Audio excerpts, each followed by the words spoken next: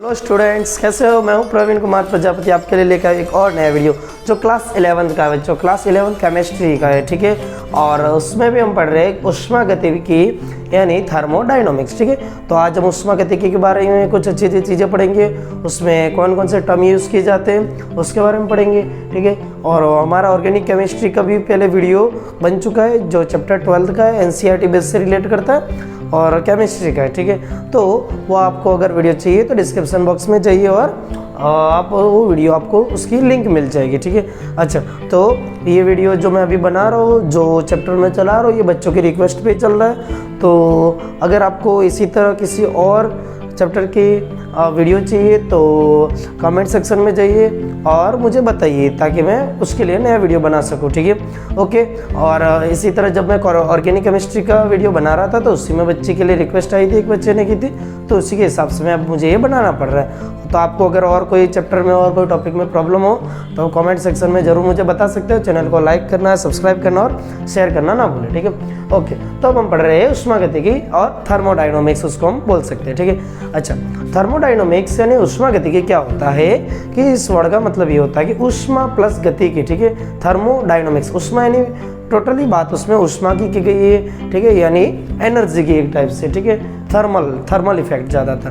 तो आप जब देखते हैं कि जब इलेक्ट्रिसिटी चलती है हमारे घर में, जब स्विच बोर्ड हम चालू करते हैं तो जो इलेक्ट्रिसिटी से जो पंखा घूमता है वो विद्युत धारा के प्रवाह की वजह से यानी रासायनिक ऊर्जा से हमारा यांत्रिक ऊर्जा में बदलता है। पंखा जो होता है वो यांत्रिक ऊर्जा के स्वरूप को प्राप्त करके और घूमता है। और सेम उसी तरह जब हमारा सोलर पैनल आपने देखा होगा जो सूर्य की किरणों को ऑब्जर्व करता है और इलेक्ट्रिसिटी पैदा करता है, यानी वो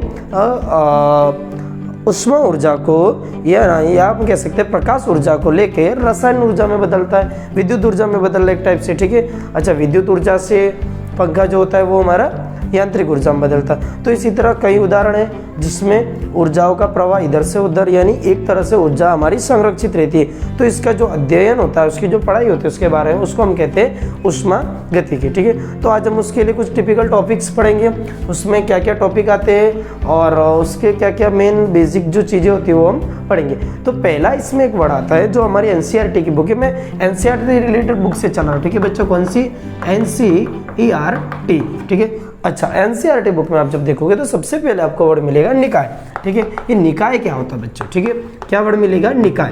ओके, तो सबसे मन में ये थोड़ी बहुत कंफ्यूजन, निकाय हमारी एक ऐसी जगह है या ऐसी वस्तु है जहाँ हमारी रासायनिक या भौतिक अभिक्रियाएं हो रही होती है। जैसे कि उदाहरण ले लेते हैं परख नली। क्या ले रहा हूँ मैं? एक परख नली, ठीक है। मैंने यहाँ पे उदाहरण लिया एक परख नली का, ठीक है। अच्छा, परख नली में हमने कोई चीज़ डाली, तो कोई तत्व डाला ए और एक और डाला कोई तत्व बी, ओके। और तत्व ए और बी जो दोनों होते हैं वो मिलकर कोई रासायनिक अभिक्रिया करेंगे। अच्छा, जब ये दोनों तत्व रासायनिक अभिक्रिया करते हैं तो ये जो हमारी परख नली है वो हमारे लिए निकाय बन जाएगी। क्या बन जाएगी? निकाय। फिर चाहे ये रासायनिक अभिक्रिया और भौतिक अभिक्रिया, दोनों के लिए ये शब्द मान्य रहता है, ठीक है। अच्छा, तो ऐसी जगह या स्थान या वस्तु जहाँ पर हमारी भौतिक अथवा रासायनिक अभिक्रिया हो रही होती है तो उससे हम निकाय कहेंगे। निकाय किसे कहेंगे? तो निकाय हम ऐसा स्थान या जगह। अच्छा, स्क्रीन में छोटा अक्षर आ रहा है, चलो मैं बड़ा करता हूँ इसको, ठीक है। ओके, अच्छा, ऐसी जगह, ऐसा स्थान या जगह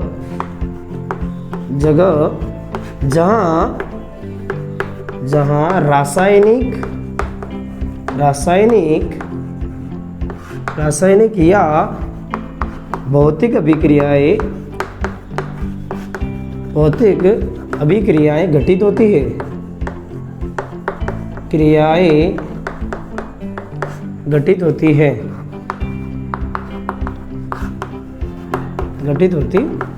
तो उससे हम क्या कहेंगे?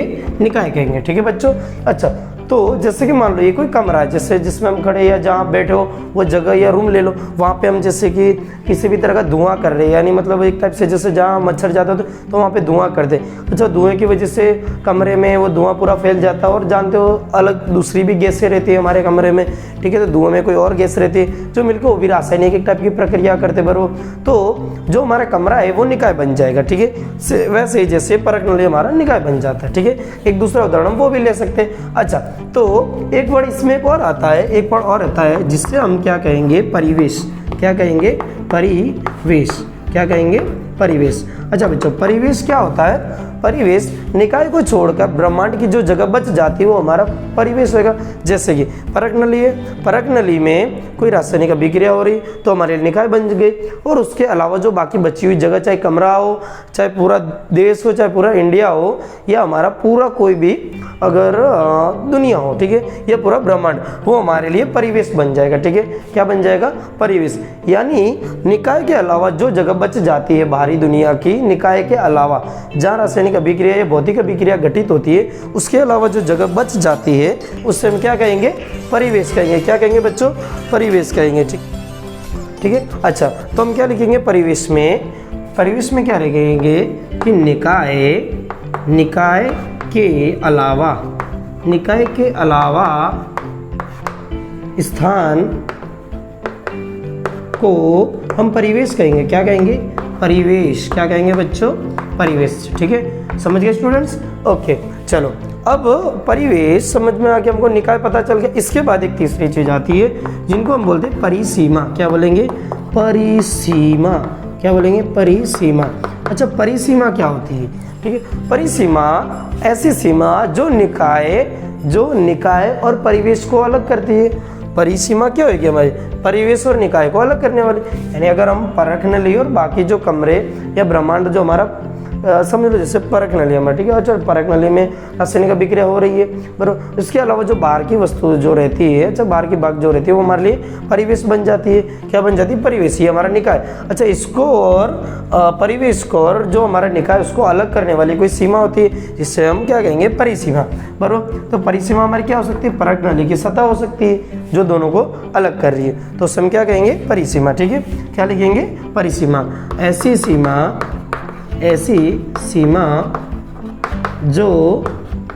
जो निकाय एवं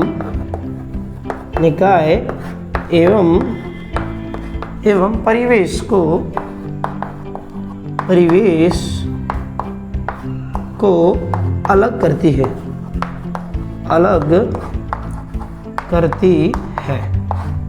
ठीक है बच्चों।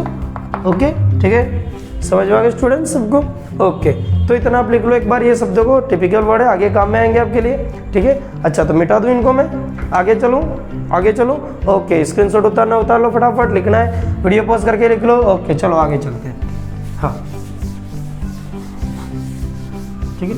ओके, चलो तो आगे देखते हैं। आगे हमारे निकाय के प्रकार देखेंगे हम, ठीक है। निकाय के प्रकार देखेंगे। क्या देखेंगे, निकाय के प्रकार। किसके प्रकार, निकाय यानी हमारा सिस्टम, ठीक है। निकाय के प्रकार, ठीक है।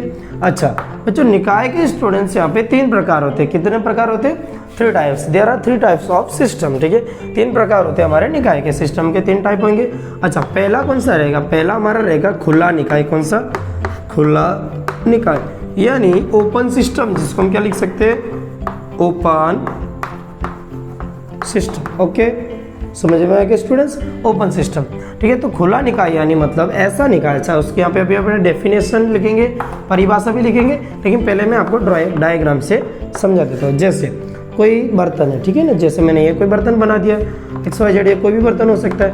अच्छा, ये बर्तन में जब हम कोई रासायनिक अभिक्रिया है, केमिकल रिएक्शन मान लो करवा रहे, ठीक है। यहाँ पे तत्व ए कोई चीज़ डाल दी, तत्व बी एक और डाल दिया अंदर, ठीक है। ये यौगिक सी डाल दिया, यौगिक डी और कुछ डाल दिया, तो हमारी जो रिएक्शन हो रही है, मान लो कि जैसे ये हमारा ग्लास है, ग्लास के अंदर पानी डाला, पानी के अंदर बर्फ़ डाला, बर्फ़ के अंदर नींबू निचोड़ा, ठीक है। तो वहाँ पे कुछ केमिकल रिएक्शन होती है। क्या होती है, केमिकल रिएक्शन। अच्छा, जब बर्फ़ अंदर डालते हैं तो ग्लास हमारा ठंडा हो जाता है, लेकिन उसको कुछ टाइम के लिए हम बाहर रखेंगे तो बाद में ऑटोमेटिक वो धीरे धीरे वापस अपनी नॉर्मल अवस्था में आएगा, यानी नॉर्मल गर्म जैसा होने लग जाएगा, उसकी जो ठंडक है वो कम हो जाएगी।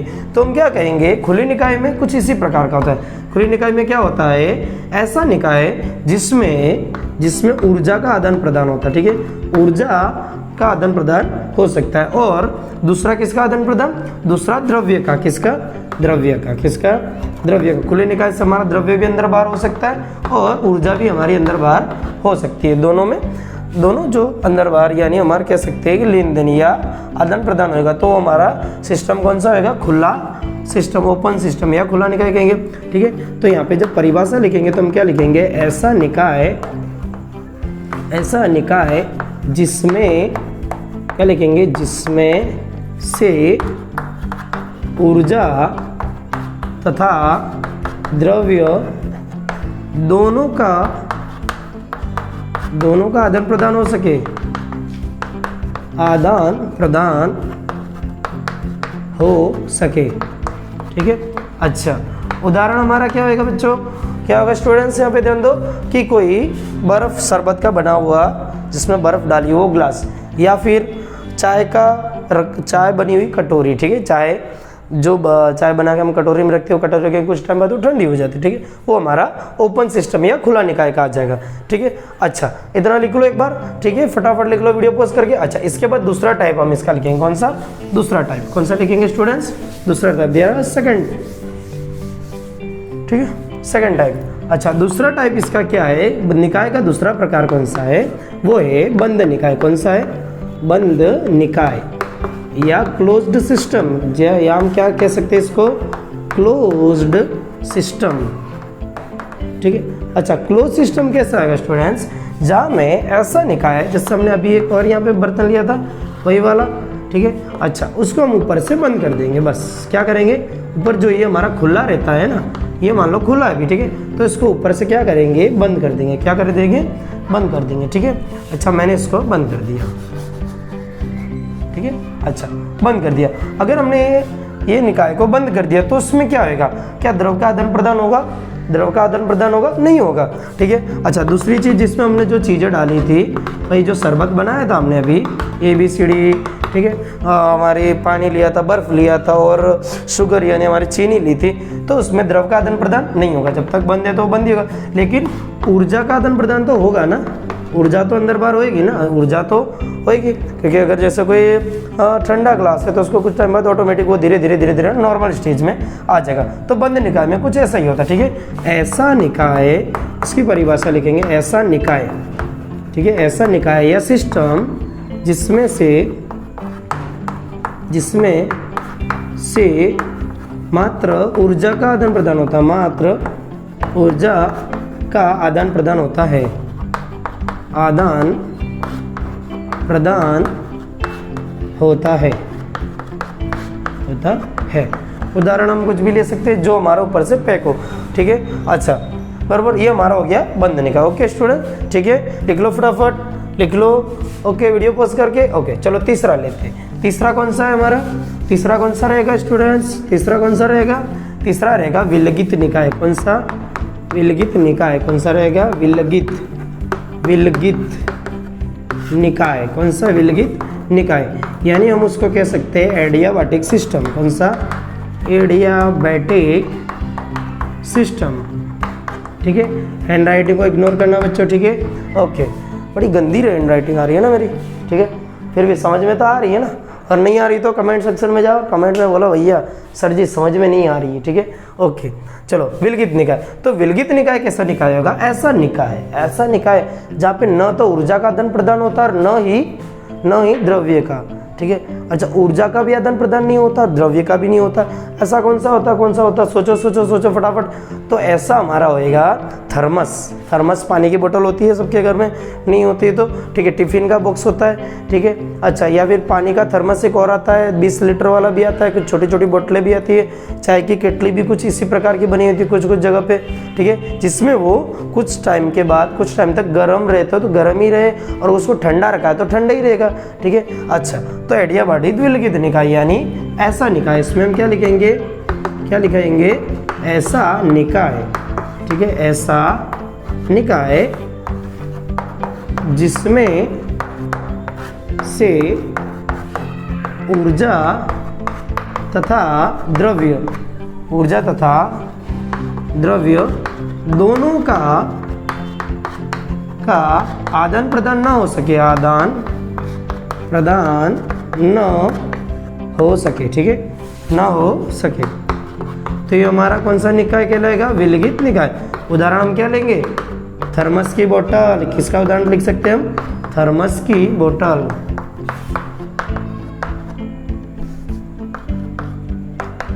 ठीक है बच्चों, ओके स्टूडेंट, समझ में आ गया विलगित निकाय? अच्छा, ये निकाय के प्रकार के कुल 3। ओके, तो आगे इसको फटाफट लिख लो। ठीक है, चलो, तो अब हम पढ़ेंगे निकाय की अवस्था। क्या पढ़ेंगे? निकाय की अवस्था, निकाय की अवस्था। ठीक है, क्या पढ़ेंगे? निकाय की अवस्था, यानी सिस्टम की अवस्था या वो किस स्थिति में है। ठीक है, अच्छा, तो निकाय की अवस्था बताने के लिए हमको इनके गुणों को बताना पड़ता है। कम से कम कुछ गुण हैं जिनको हमें यहाँ पे बताना पड़ता है। क्या है? निकाय की अवस्था किन गुणों पर आधारित रहती है? तो निकाय की जो अवस्था रहती है वो दाब, प्रेशर P, ठीक है, प्रेशर P, ठीक है, तापमान, ठीक है, अच्छा, तापमान T, और तापमान हो गया, और मात्रा, ओके, और मात्रा N ले सकते हैं, ताप, दाब, और द्रव्यमान भी इसमें होता है। तो ये जो गुण होते हैं निकाय की अवस्था को निश्चित करते। तो ऐसे गुण जो निकाय की अवस्था को निश्चित करते हैं तो उसे हम क्या कहेंगे? अवस्था फलन या अवस्था चर कहेंगे। क्या कहेंगे? अवस्था फलन या अवस्था चर कहेंगे, या अवस्था चर कहेंगे। ठीक है, ओके बच्चों, क्या कहेंगे? अवस्था फलन या अवस्था चर कहेंगे। ऐसे गुणधर्म, निकाय के ऐसे गुणधर्म जिनका अध्ययन करने के बाद हम निकाय की स्थिति या अवस्था निकाल सके तो उनको हम अवस्था फलन या अवस्था चर कहेंगे। ओके, केमिस्ट्री में ही दी आपके एनसीईआरटी की बुक में, आपको एक बार वो भी पढ़ लेनी तो और आपको अच्छे से अंडरस्टैंडिंग हो जाएगी। ओके, चलो, तो अब इसके बाद हम देखेंगे, इसके बाद क्या देखेंगे कि ये सब कम से कम उनको अवस्था फलन, अवस्था निकालने के लिए ये गुण तो प्राप्त होने ही चाहिए। ओके, और ज़्यादा गुणों की आवश्यकता नहीं होती। इतने गुण अगर आप हमको मिल जाते तो हम उनकी अवस्था निकाल सकते हैं, ऐसा हम कह सकते हैं, बराबर। अच्छा, तो ये है कि निकाय में जब अवस्था फलन के आधार पर हम जब देखते तो हर कण की अवस्था या तापमान या हर कण के बारे में नहीं ज्ञात किया जा सकता। निकाय में जब बात की जाती है प्रत्येक कण के बारे में यहाँ पे हमको यहाँ पे फलन नहीं दिया जा सकता, या चर यहाँ पे नॉलेज नहीं दिया जा सकता। ठीक है, हर कण के बारे में तो हम क्या करेंगे? उनका औसत मान को लेते। कैसे मान को लेते? औसत मान। इनको लेते औसत मान को। तो इसमें हम बहुत सारे अधिक कणों को लेकर उनके औसत मान के बारे में बताते। ठीक है, किसके बारे में बताते हैं? औसत मान को लेकर फिर हम अवस्था फलन या अवस्था चर की बात करते हैं। ठीक है, ठीक है, चलो, इसमें एक नवा टॉपिक आता है आंतरिक ऊर्जा एक अवस्था फलन। ठीक है, आंतरिक ऊर्जा एक अवस्था फलन एक नया टॉपिक आता है जिसमें आंतरिक ऊर्जा क्या होती है। तो ये आंतरिक ऊर्जा को हमने पहले तो यू से डिनोट करते, किससे? यू से। ओके, आंतरिक ऊर्जा को यू से बताते। तो हम जानते हैं कि किसी निकाय पर जब रासायनिक अभिक्रिया होती है, जब किसी निकाय पर रासायनिक अभिक्रिया होती है तो उसमें जो हमारी ऊर्जा होती है कौन कौन सी? विद्युत ऊर्जा, यांत्रिक ऊर्जा या रासायनिक ऊर्जा। ये जो इनका जो लेन देन होता है, ये जो अभिक्रिया होती है, इन राशियों को बताने के लिए एक नवी राशि की आवश्यकता पड़ी। अब ये राशि ऊष्मागतिकी शास्त्र में अलग अलग परिवर्तन होते हैं। कौन कौन सी ऊर्जा का परिवर्तन? विद्युत ऊर्जा में परिवर्तन, ठीक है, विद्युत ऊर्जा में परिवर्तन, ठीक है। अच्छा, फिर यांत्रिक ऊर्जा में, ओके, यांत्रिक ऊर्जा में परिवर्तन। फिर आता है रासायनिक ऊर्जा में, किसमें? रासायनिक ऊर्जा में, ठीक है। इस 3 तरह की ऊर्जा में परिवर्तन होता है। तो इन सब ऊर्जाओं को दर्शाने के लिए नए शब्द या नए टॉपिक की आवश्यकता पड़ी जिनका योग किया जा सके। तो जिनका योग हमने क्या लिया यहाँ पे? आंतरिक ऊर्जा लिया। क्या लिया बच्चों, स्टूडेंट्स, क्या लिया? आंतरिक ऊर्जा, ठीक है, आंतरिक ऊर्जा यू। अच्छा, ठीक है। अच्छा, ये आंतरिक ऊर्जा यू परिवर्तित होती है। कब कब परिवर्तित होती है? ये आंतरिक ऊर्जा जो होती है निकाय की, किसकी? निकाय की आंतरिक ऊर्जा परिवर्तित होनी चाहिए या होती है? परिवर्तित होती है, ठीक है। अच्छा, परिवर्तित होती है तो इसमें क्या चेंजमेंट है? कब होएगी? परिवर्तित कब होएगी? जब ऊष्मा, जब किसी निकाय में कब परिवर्तित होती है? जब निकाय में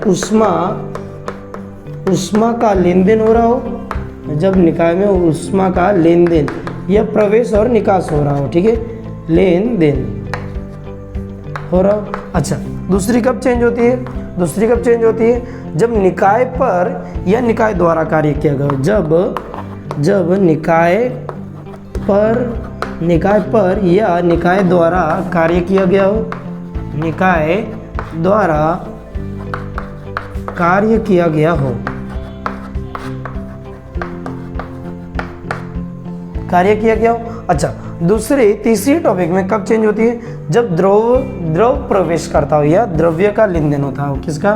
द्रव्य का प्रवेश, ठीक है, द्रव्य का प्रवेश। हमने जब ये भी यहाँ पे ड्राइंग में बताई थी तो उसमें ऊष्मा ऊर्जा का भी लेन देन हो रहा था, ठीक है, और निकाय पर निकाय द्वारा कार्य तो हमने नहीं देखा था, लेकिन द्रव्य का प्रवेश भी देखा था।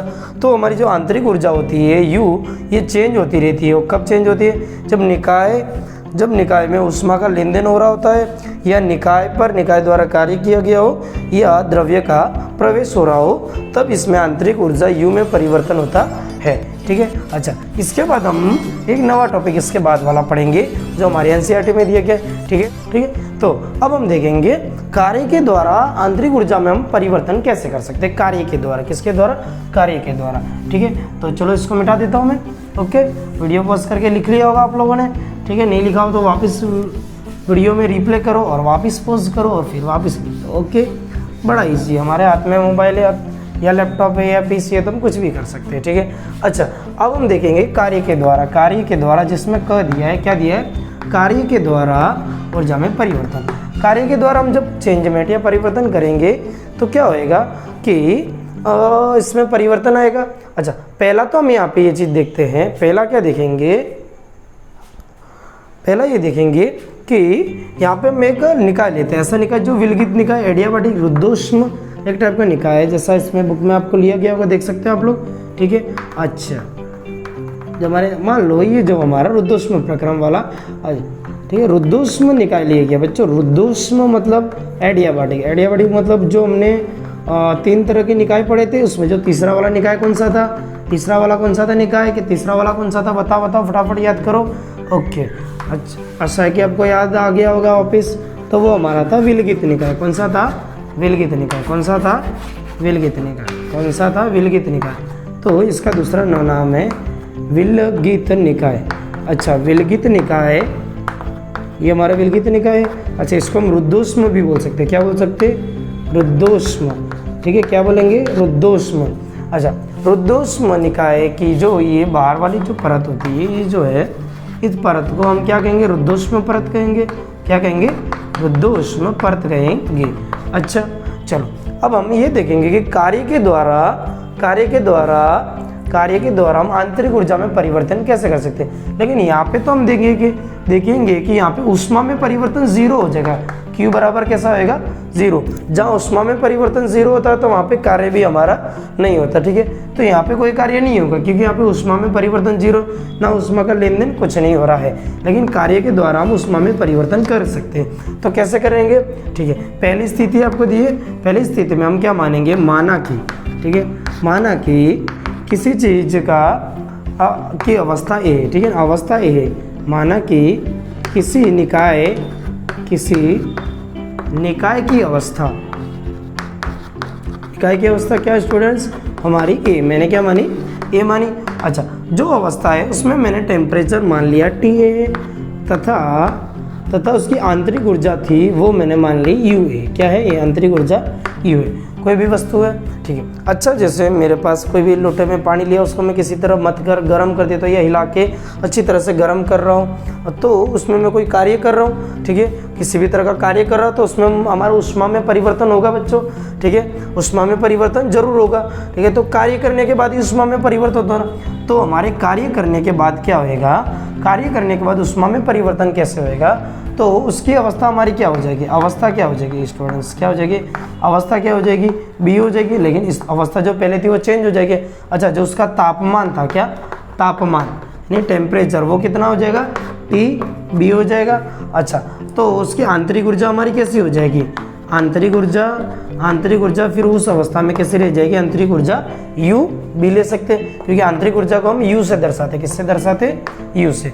अच्छा, लेकिन ऊष्मा को Q से दर्शाते, ठीक है, किससे दर्शाते, Q से, बरोबर। अच्छा, तो अब हम यहाँ पे देखेंगे तो जो परिवर्तन हुआ आंतरिक ऊर्जा में जो परिवर्तन हुआ वो कार्य की वजह से क्या क्या परिवर्तन हुआ। तो पहला हम देखेंगे तापमान में परिवर्तन, डेल्टा टी बराबर क्या हुआ, पहले तापमान कितना था, TA था, बाद में TB हो गया। अच्छा, मान लेते कि TB ज़्यादा है, ठीक है ना, TB ज़्यादा है TA से, ठीक है। अच्छा, बाद में जो टेम्परेचर था यानी तापमान तो वो ज़्यादा हो गया, तो हम क्या करेंगे, TB माइनस TA।